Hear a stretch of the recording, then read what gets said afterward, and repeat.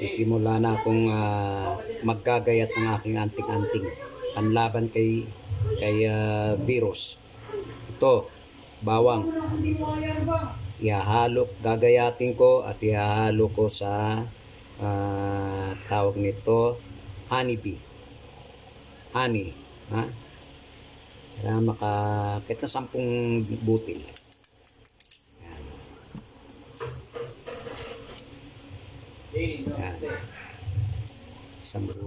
Isa,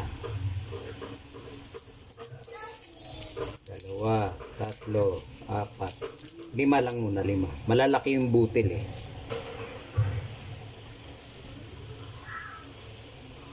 Tapos hihiwain ko ngayon.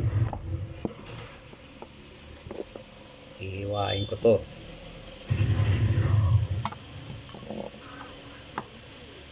Ayan. Ayan yung hiwa. Hiwain ko ng maliliit para madaling nguyain. Alam nyo naman eh, mahirap na hindi kompleto ang ngipin eh. Pustiso. Matanda na. Nalalagas na yung mga pustiso eh. Ayan. Ayan. Ayan paghiwa niyan.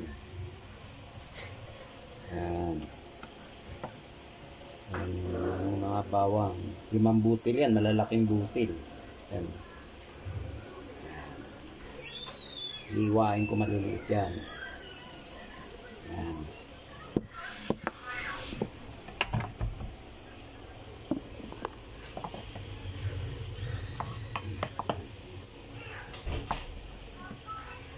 Babalatan. Tapos hiwa-hiwain na maliliit. Matibay ito. Panlaban kay virus. Meron siyang sinasabing alisin content. Aalisin niya ngayon yung mga virus pag pumasok sa katawan ng tao. Sa amoy pa lang ilag na dito si virus. Panlaban to sa mga vampira rin di ba? Yung araw, mga matatanda doon sa probinsya naglalagay ng bawang. Kaya pag di makaatraka yung mga aswang. bagsik ng tapang ng bawang na to dahil sa sulfur content niya. Yung alisin, yun yung sulfur content, yun ang potent antibiotic nutrients na meron ng bawang. Alisin content, aalisin ang virus sa katawan. Kaya alisin ang mga masasamang elemento sa katawan. Kaya pala marunong siguro Bisaya din yung o Tagalog din yung ng mga herbalist na to alisin content parang pinagtagpo ng panahon ba't na paano nila nalaman na alisin content yung medical terminology nila dun sa sulfur content ng bawang. Kaya mabaho yung pungent odor niya dahil sa sulfur content. Pag di ba yung mga ginagawang sabon na gawa sa sulfur panlaban sa mga galisin ng balat. Ayan, hiwa-hiwain ko yan na maliliit para hindi na ako mahirapan nguyain. Ganun ang hiwa niyan. Paghihiwa ko pa lang ng bawang mga bakterya na siguro mga 10 centimeter ang layo, patay. Matindi daw to Yun ang mga nabasa ko Yung distance mga 10 centimeters na mga mikrobyo, pag nahiwa mo raw yung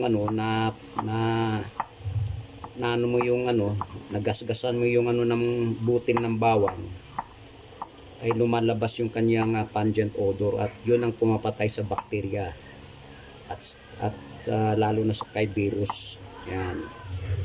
Mga kapatid yan yung bawang nakita nyo yan. Mamaya ihalo ko yan sa tawag ko yan sa honey. May honey ka dito na made in USA daw to puro. Kaya malalaman natin ha. Ilalagay ko ngayon sa dito ha. Ilalagay ko.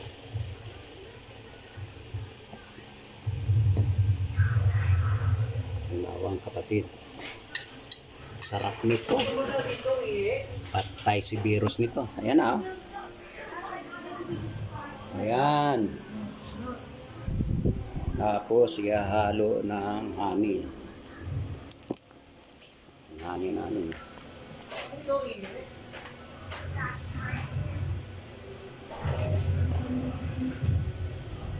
Ito yung honey. Pure honey.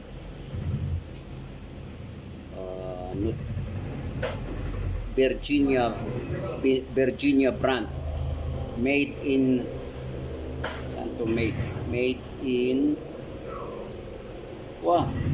Winchester, Virginia. Winchester, Virginia. Yan mga kapatid ha, ihahalo ko to. Yan, honey bee. Tapos kakainin ko na yan. Yan ang honey ha. Yan. Tapos kakainin ko na to mga kapatid. Panlaban kay virus to. Kaso kakain tayo ng bawang para lumakas ang immune system. Diba? Yan na. Ano mga kapatid ha?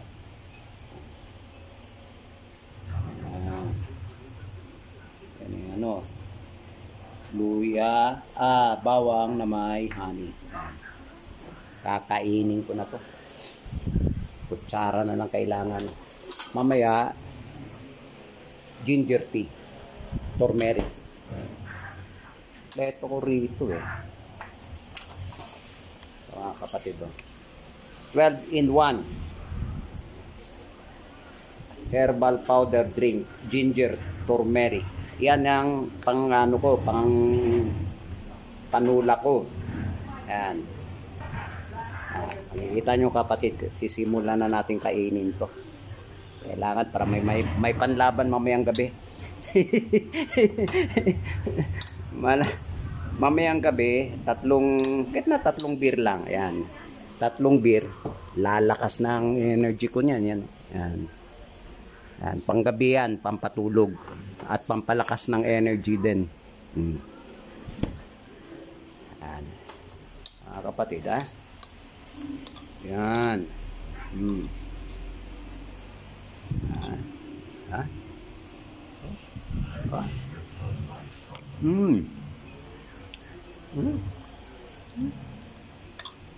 Sarap. Sarap din pala yung pure honey.